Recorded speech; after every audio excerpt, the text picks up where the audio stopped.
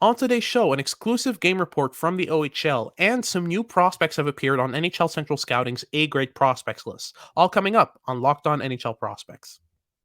You are Locked On NHL Prospects, part of the Locked On Podcast Network. Your team every day.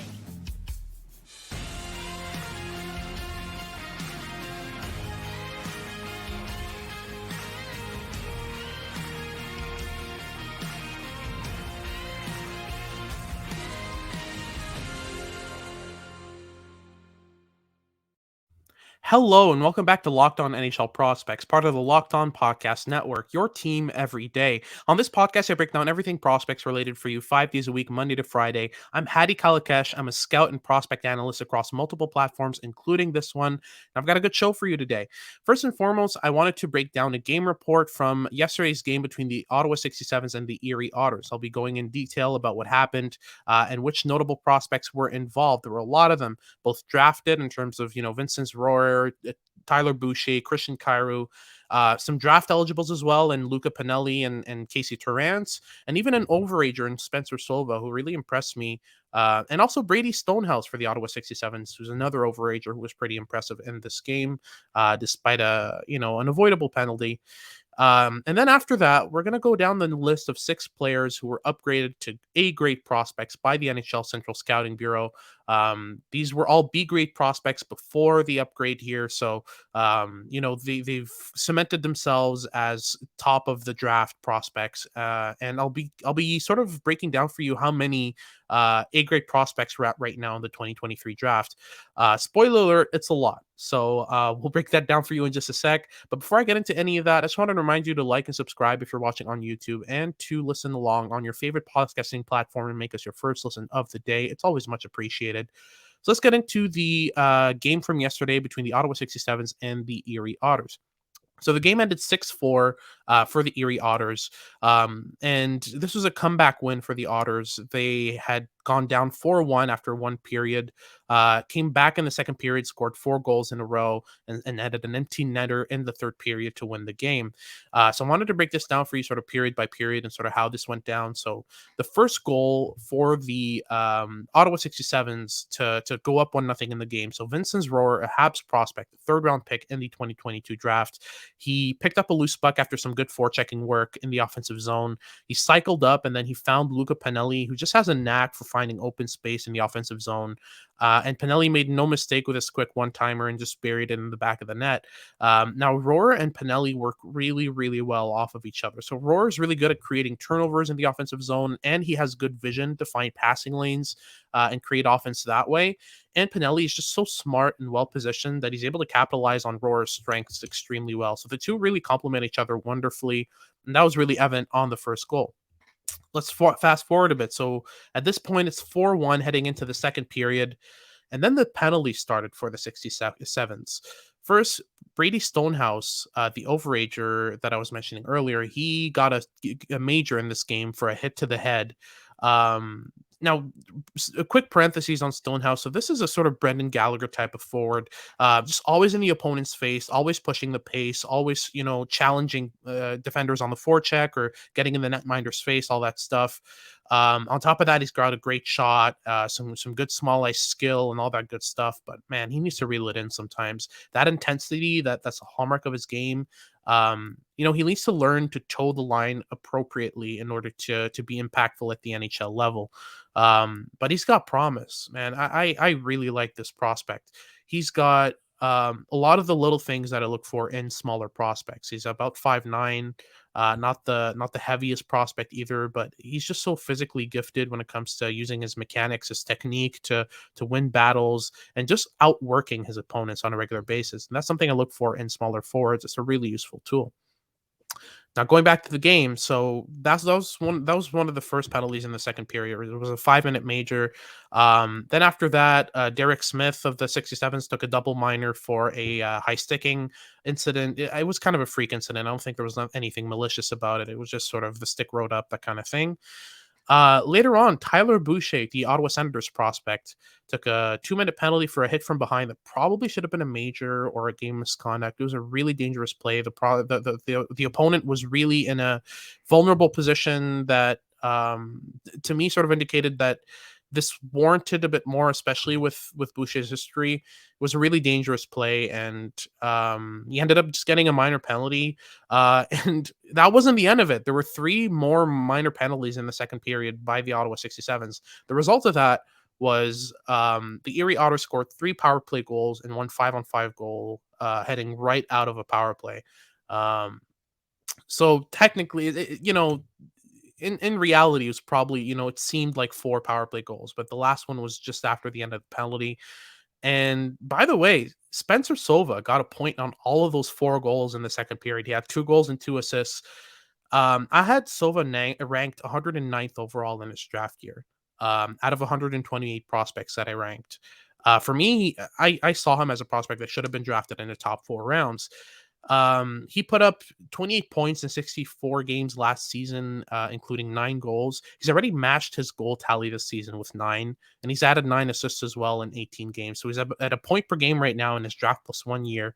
And he's just showcased the offensive skill that he has. I don't think that was ever in question with Sova. He's a very skillful player offensively, does a lot of very good things in the offensive zone. It's just he's not the most mature defensively, or the most polished in transition.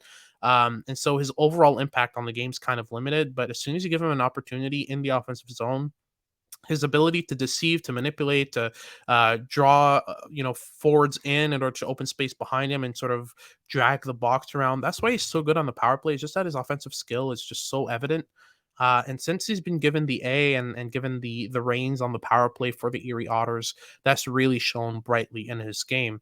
So I think teams are not going to make the mistake the second time around. I think you can develop the defensive and transitional sides a lot easier than you can teach a player to understand offense as a defenseman. So I think teams are going to be willing to take the bet, especially in the 5th to 7th rounds. I think Sova is going to get drafted this time around. But that was sort of my little parenthesis on Sova. I was really impressed with him. So after he scored those 2 goals and 2 assists, including the game winner in that game, the Otters sort of shut it down from then on. It was really easy for them to sort of hit the brakes, play the trap, dump pucks out whenever they could, and just prevent the Ottawa 67s from getting any rush chances, or to be able to set up the cycle and start the offense. So he did a good job in that sense. Sova was especially good offensively, but I saw some flashes of defensive impact as well from him in that third period. And then the Otters added an empty net goal very late in the game to win it 6-4. So I wanted to break down some of the most impressive players in this game. So first, Luca Pinelli was really impressive for me with his goal. He didn't get any more points than that, but overall in the game, he just showed so many flashes of insane intelligence. He's just so aware of his surroundings, so conscious of his teammates' strengths. Vinzenz Rohrer also impressed me as well with the assist that he got and just his overall impact in all 3 zones. He's just an excellent puck chaser. Puts a lot of effort into all of his plays, and that was really evident in today's game. Another name that impressed me is Anthony Cosentini of the 67s. He's a 20-year-old right-handed defenseman. He's got 18 points in 20 games on the season. He's on a 7-game point streak, and he had 1 goal and 1 assist in this game, and played pretty well, drove play in transition. He was pretty impressive. On the Erie Otters side, Spencer Sova, who I mentioned already, really, really impressed me in this game. Christian Kyrou, who was 37th overall in my rankings for the 2022 draft and ended up going 50th overall to the Stars. He's deceptive, manipulative. He's smart. He's got he's got good but not great skating. He's got a great shot. He does need to strengthen his defensive game and show more intensity in all 3 zones. But I really liked what I saw from his game. He showed a lot of poise and a lot of small details that were really promising. And last but not least, Carey Terrence, who's a draft eligible prospect for the 2023 NHL Draft. He's really impressed me in this game. He showed a lot of intensity. He was opportunistic, reactive. He didn't shy away from traffic at all. He was one of the most sort of intense and driven prospects in this game, but he's not really the most intelligent or positionally sound player. But honestly, it could be worth a mid-round flyer, somewhere in the 5th, 6th round if you're looking for a guy who's going to plug into your lineup really well and bring some secondary offense. I think Carey Terrence might be worth a shot. So those are the most impressive players from this game.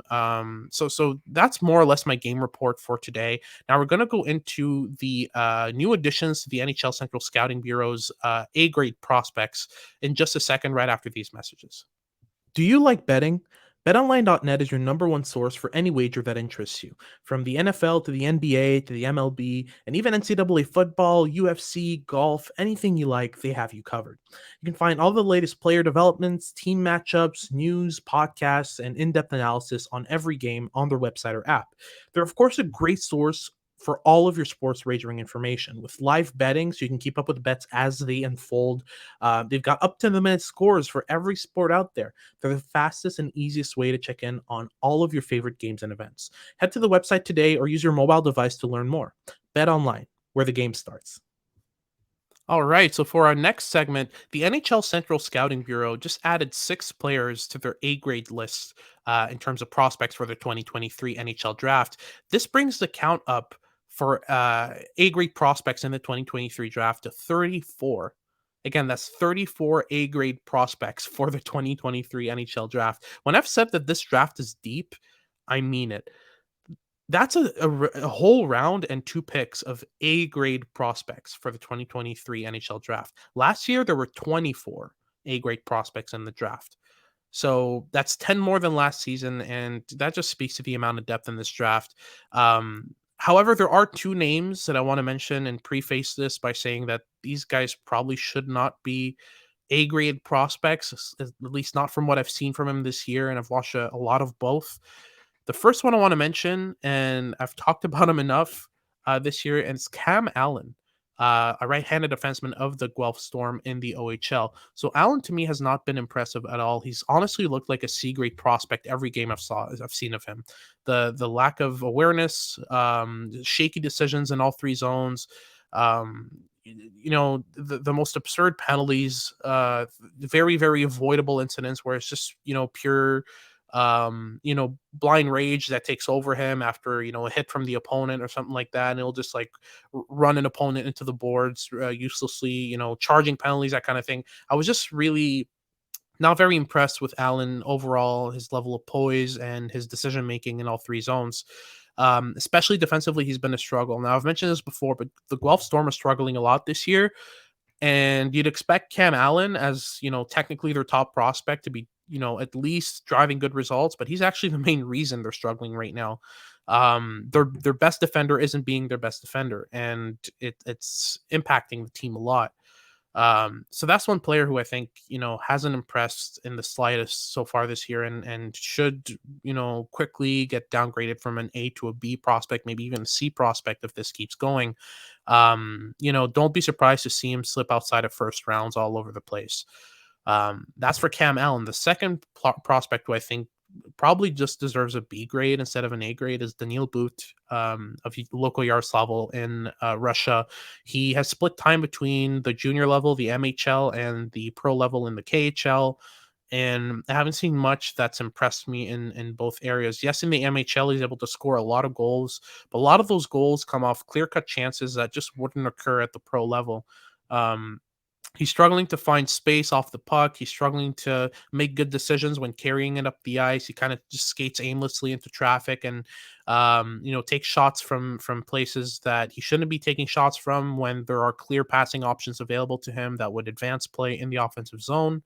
He struggles to scan his surroundings and be aware of where his teammates are so he can utilize him better.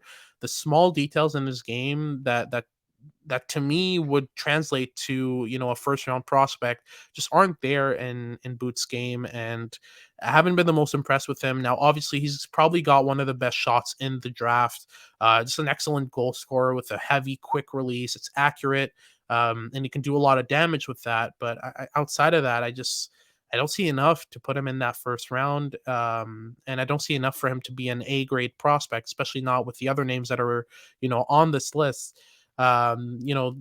Obviously you've got the Bedards, Michkovs, and Fantillis, but even in the mid rounds, players like, Callum Ritchie, Otto Stenberg, guys like that are much more complete, much more, faceted than Daniel Boot is.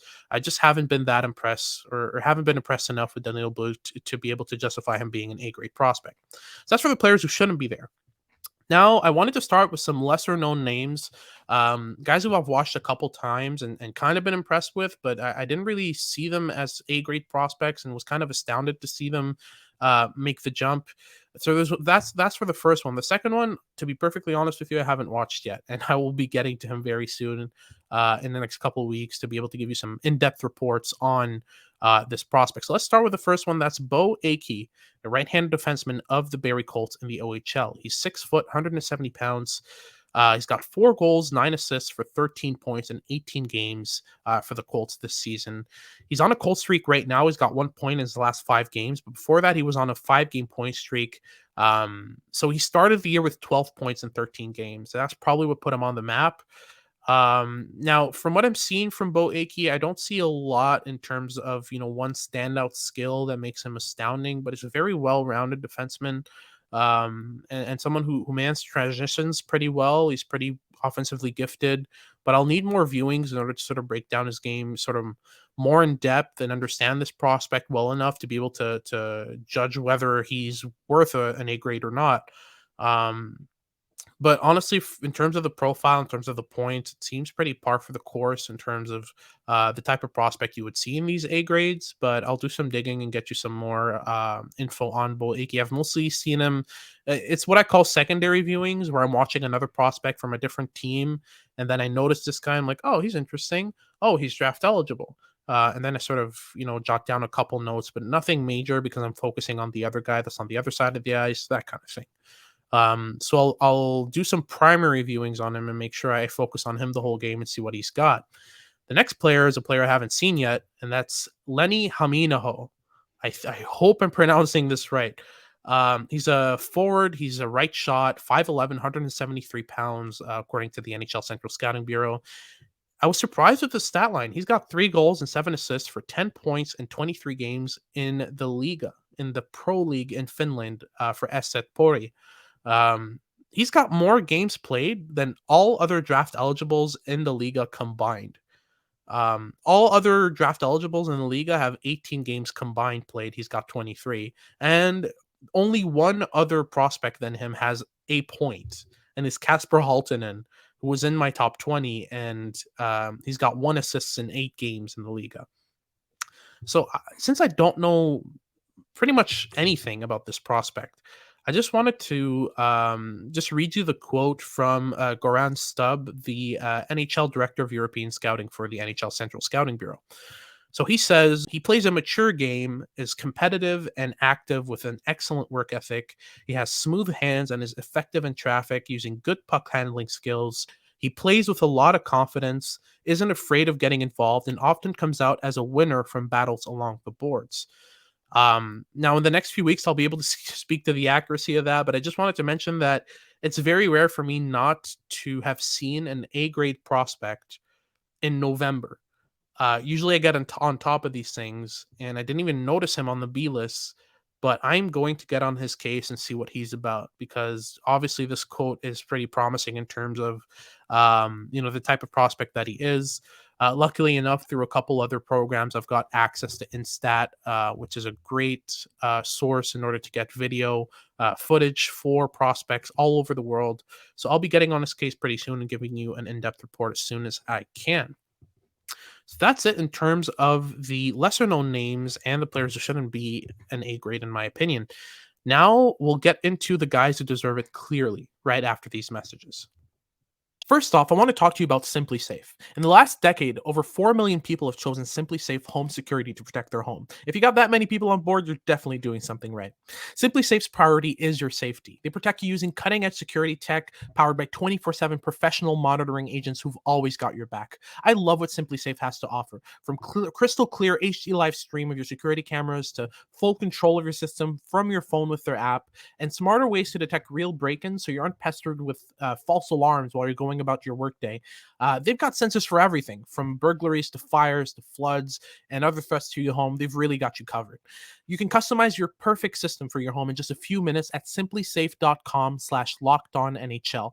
You can save 20% on your SimpliSafe security system when you sign up for an interactive monitoring plan and get your first month free.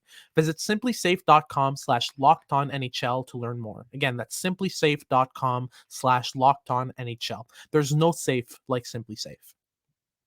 All right, so for our final segment, I just want to go through the names that were added to the A grade list of the NHL Central Scouting Bureau's preliminary rankings. In terms of those who really, really deserved it, and that I thought the whole time should have been on this list and deserved the mention. So the first name is a name that I have grown to love the more I've watched him. It started with the U18 Worlds. I saw a lot from this prospect, a lot of promising things, just a lot of skill, a lot of pace, and he's just grown on me since. And that's Andrew Cristall of the Kelowna Rockets. The left wing right now stands at 15 goals and 35 points in 17 games in the WHL. He's been doing great. Now I was talking to a scout. I'm not gonna say who because I haven't gotten their green light to discuss this openly. But I was talking about the WHL class with him and sort of going through the names, talking about Zach Benson, Braden Yeager, the guys that I valued in the top end, in the top 10 of this draft. Then I got to Andrew Cristall, who right now is my 10th overall pick and will probably climb with recent viewings.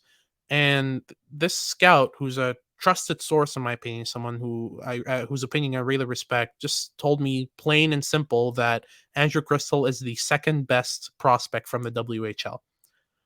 And that's high praise because I have Zach Benson 5th overall and I have Braden Yeager in my top 10 as well.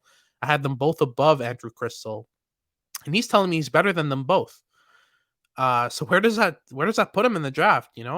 I started thinking more and more about that since I was like, I should probably catch a game soon. Just to sort of refresh my mind of what I've seen and sort of see if I see the same things that the scout does. The next weekend, he scored 7 points in 2 games, and I caught the game on Friday in which he scored 4 points, 2 goals and 2 assists.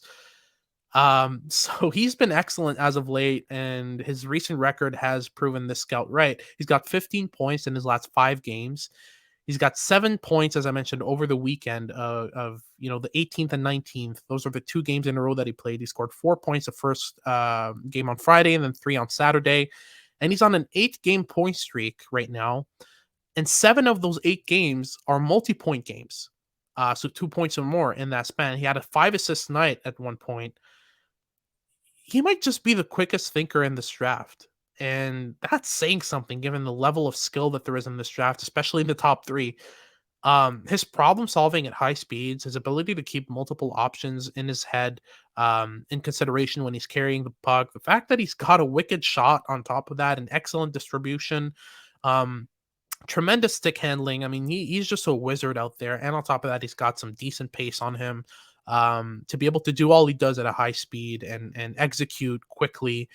I've just been more and more impressed with Andrew Cristall with each viewing of him. I've grown to like him more and more. So I'm not sure if he outranks Zach Benson yet, but he definitely outranks Braden Yeager at this point.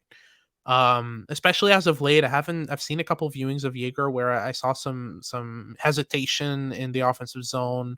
I saw him sort of drag his feet a bit in the defensive zone. His skating still worries me. I don't have those concerns with Cristall. He's just such a multifaceted prospect. Especially offensively, there are so many layers to his offensive game that are really, really interesting for me. So, I'm not sure if he outranks Zach Benson because I'm really high on Zach Benson right now. He's sort of a lock as my 5th overall prospect in the draft, but Andrew Cristall is not far behind. I've been really, really impressed with him. So that's the first of the 4 names I'm going to mention here as players who deserved an A grade clearly.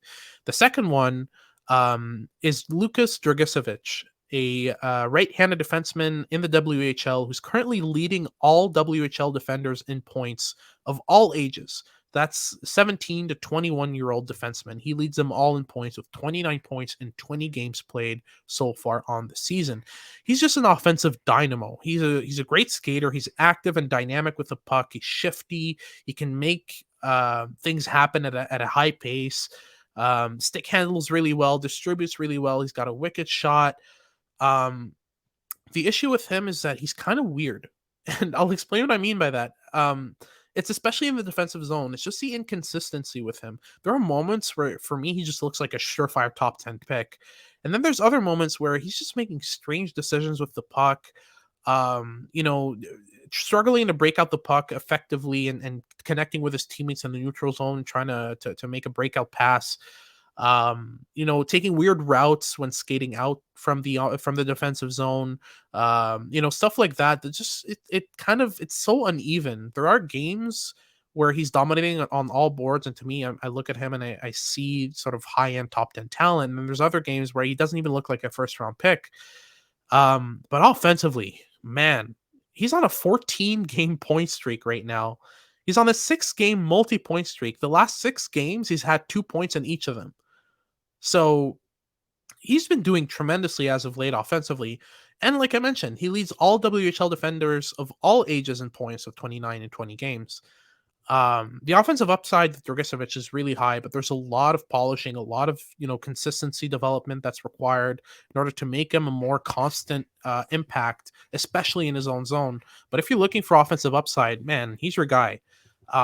He's flirting with the top 20 for me right now. I had him at 23rd.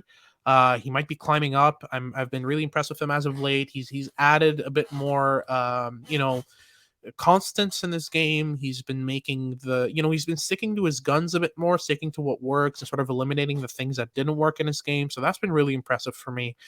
So yeah, Dragicevic for me, he's more than deserved an A grade for quite a while now. Usually, you know, if you've got, you know, they had 28 A grade prospects before these 6 were added.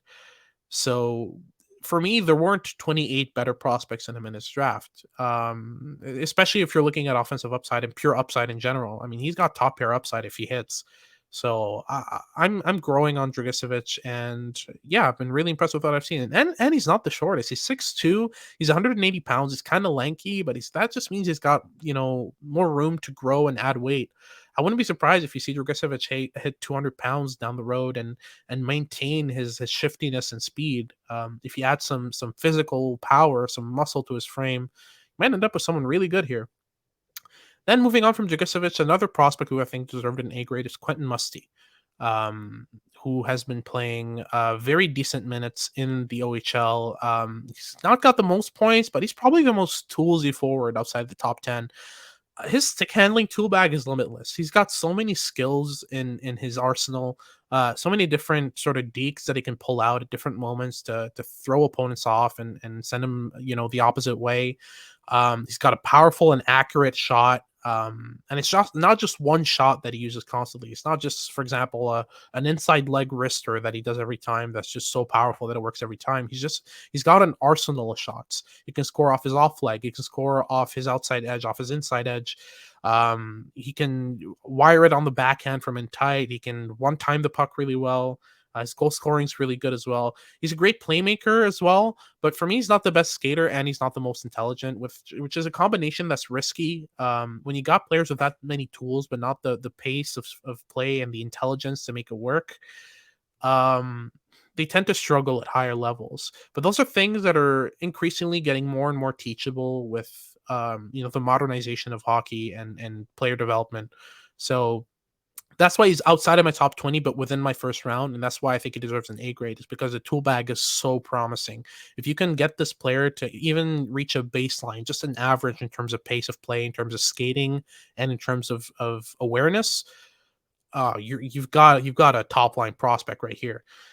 And then the last player on this list here of players who were added to the A grade list for the NHL Central Scouting Board, that's Cohen Ziemer. Cohen Ziemer has been playing for the Prince George Cougars. He's tied in the WHL for 3rd in points overall with Andrew Cristall at 35. He's got 15 goals, which is tied for 2nd with Cristall again in terms of draft eligible prospects in the WHL. The thing is with him, he's got 17 power play points, so he's getting a lot of production off on the man advantage, which is sometimes a red flag with prospects. Obviously, it's it's a skill like any other to be able to dominate the power play, especially on the half wall. Something that's really useful, but production gets inflated when you're playing that much on the power play. He's a pure goal scorer, but apart from that, I mean, he's far from the most complete forward in this draft, and that's why he's in my lower range of the first round. He's in the 25 to 30 range for me. But like I mentioned, I can't name you more than 35 prospects who are better in my mind than Cohen Zemer. For me, he's a late first round pick. I see the offensive upside. I see the strength and power with which he plays. And I see the shot, and it's just really impressive. And on top of that, he's got about average hockey sense. It's not like Daniil Boot or Quentin Musty, where it's below average and significantly. The thing with Musty and why he's higher than Zemer for me is that Musty has more elements to his offensive game, despite having lower end awareness. His playmaking's polished, his stick handling's polished. I don't see the same with Zemer. For me, Zemer's a pure goal scorer. But he's got about average hockey sense. His hockey sense is better than Musty's. So that's how I compare both of them. And overall, those are the four names who I think really deserved an A grade from the start. And who've just who've proven me right since, and have just sort of improved with every game. So that's it for today's episode. If you like what you heard, make sure to like and subscribe if you're watching on YouTube, and to follow along on your favorite podcasting platform and make us your first listen of the day. For your second listen of the day, make sure to check out Locked On Sports Today. They've got all of your updated news on all the recent games from all your favorite sports. They're a great source to stay updated on your favorite leagues. This has been Locked On NHL Prospects. I'm Hadi Kalakesh, and I will see you next time.